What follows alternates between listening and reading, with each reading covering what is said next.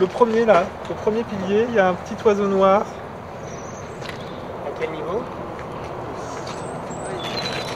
Ce que ces visiteurs scrutent à la jumelle n'est autre qu'un rouge queue noire, l'une des nombreuses espèces que l'on peut observer au parc du Chemin de l'Île. La visite ornithologique est guidée par 2 spécialistes, membres du laboratoire d'éthologie de l'Université de Paris-Nanterre. Créée à la fin des années 80, cette unité de recherche étudie le comportement animal et notamment la communication et la reproduction chez les oiseaux. Chez les oiseaux qui chantent, le chant a 2 grandes fonctions. Une fonction dans la défense du territoire, donc un mâle lorsqu'il va s'installer au printemps va défendre son territoire contre les autres mâles, et une fonction dans l'attraction du partenaire. Donc un oiseau, un mâle, lorsqu'il chante, il va pouvoir entre guillemets séduire une femelle pour pouvoir former un couple et ensuite élever des jeunes.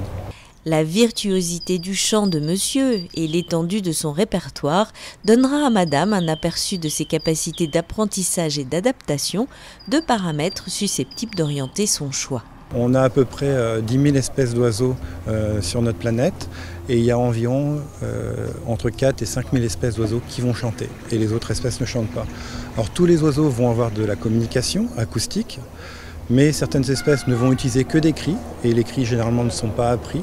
Et d'autres espèces, comme les oiseaux chanteurs, vont avoir ces cris plus des chants qui vont leur permettre donc de communiquer avec les autres. Et ces chants doivent être appris pendant une période précoce de leur vie. Actuellement, au printemps, c'est la période idéale pour observer le maximum d'espèces. Et donc les espèces les plus courantes vont être des mésanges charbonnières. On peut aussi observer des mésanges bleus. On va aussi observer des oiseaux d'eau, donc comme des canards, etc. Donc on peut observer une très grande diversité d'espèces. Et actuellement, on a aussi l'opportunité d'entendre des chants de fauvettes, par exemple. Évidemment, il y a des périodes favorables pour observer les oiseaux.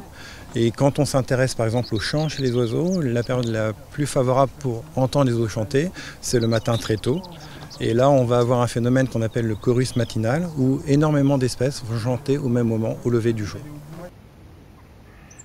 Il vous faudra sans doute un peu de persévérance pour observer ce troglodyte mignon, surnommé roitelet des haies, un oiseau très discret qui ne pèse que quelques grammes.